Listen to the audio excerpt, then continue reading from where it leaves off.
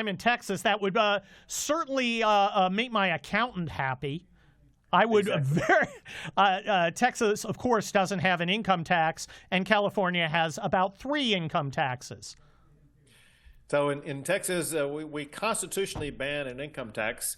We passed constitutional bans on wealth tax, capital gains tax, death tax. We make it virtually impossible for if there's ever a time when Democrats may ever take over the state of Texas, they will find it impossible to begin to impose the types of taxes that exist in California. That said, I got to tell you about all the California businesses that are moving to Texas.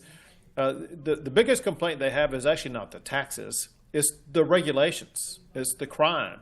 It's just the environment that exists in California that makes it impossible to work, to live, to raise a family. And they find it a whole lot easier to do all of that in the great state of Texas. That said, go ahead.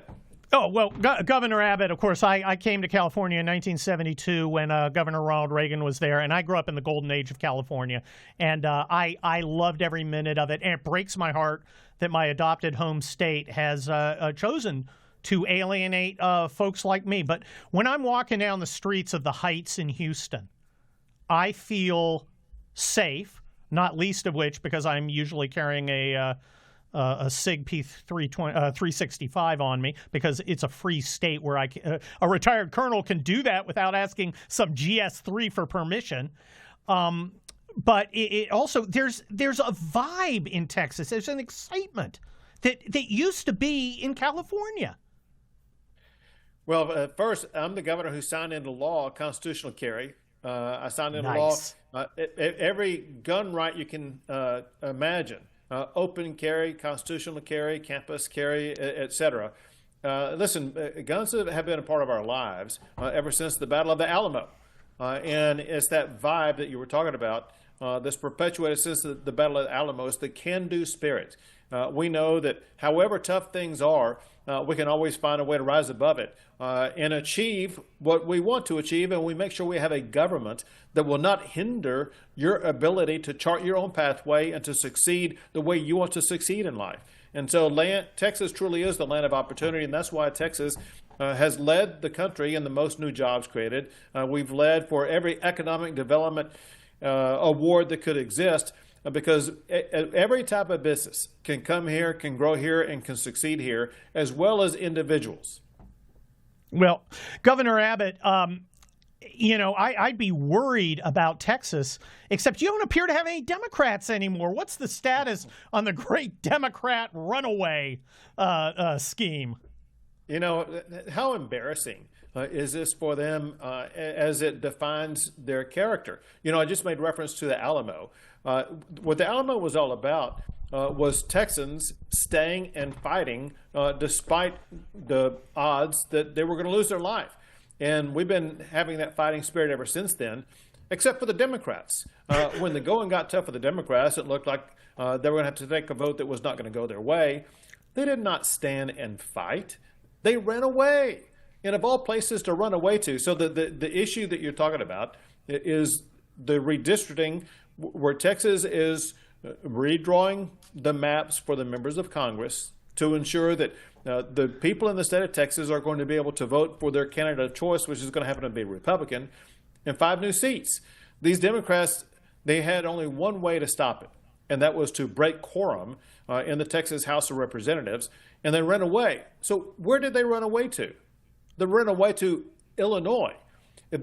Illinois is the quintessential example of gerrymandering. If you're going to protest map drawing and protest what you claim is gerrymandering, why would you go to Illinois? That's like if you're going to protest beer going to Milwaukee. It's just insane. Well, look, if you're a Texan and you're going to channel a Crockett, you should channel Davy and not Jasmine. That's just how I feel.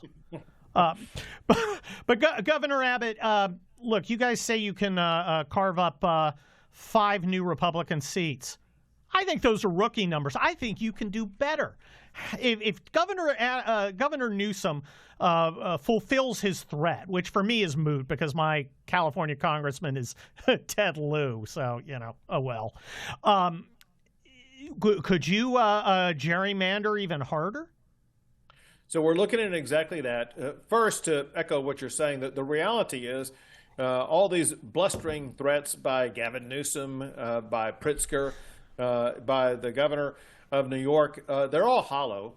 Because for one, there's no way Illinois can be drawn more gerrymandered. There's really no way that California can be drawn more gerrymandered. But that point aside, in California, they have a constitutional issue to deal with. They would need a constitutional amendment. And the same is also true in New York. So bottom line is, as much as they talk big, they can't really do anything. That said, I will always be prepared for whatever is necessary. And if California were to somehow make the mistake of trying to redraw lines in a way that would reduce Republican representation in the United States Congress in California, trust me, I will be prepared to make sure Texas is able to draw maps that picks up even more Republicans in the congressional delegation in Texas. Well, Governor Greg Abbott, thank you for joining us on the Hugh Hewitt Show. Our mutual friend Jim Pickle from Texas, who was with you last weekend, sends his regards. And, other Republican governors, watch what Greg Abbott's doing and do that. This is Kurt Schlichter on the Hugh Hewitt Radio program.